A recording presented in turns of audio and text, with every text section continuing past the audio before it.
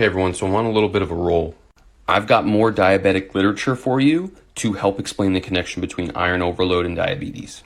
My name's Bowie. I've had type 1 diabetes over 21 years. I'm healing naturally and sharing information as I go. For those unfamiliar, the unnatural retention of iron in particular cells makes for an inflammatory mess.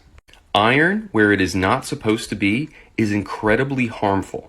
It's a pro-oxidant. It causes this litany of reactive oxygen species to be released where it's not supposed to.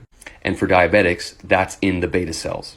So I'm going to cover two questions for diabetics here. The first is that the inflammation that diabetics go through, why is it so targeted to just beta cells?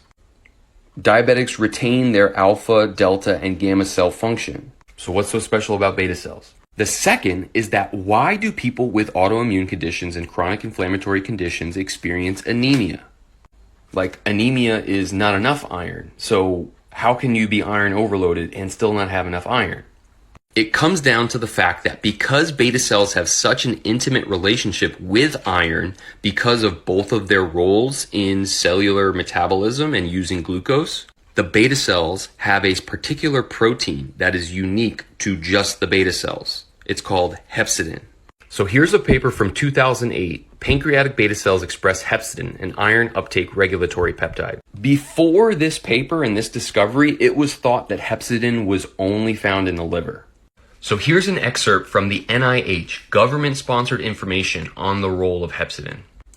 Hepcidin is an acute phase reactant, one of many molecules whose plasma concentration changes in response to inflammation.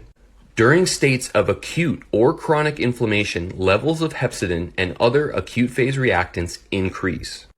This leads to a decrease in serum iron levels as hepcidin levels rise. Increased hepcidin correlates with the pathophysiology of anemia of chronic disease or of inflammation.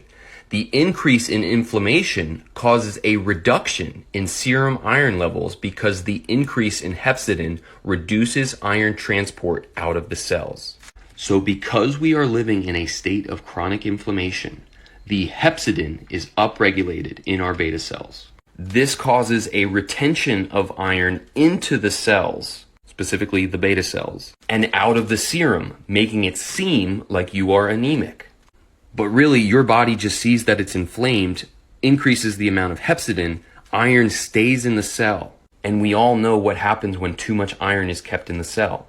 More inflammation, more free radicals, cell death.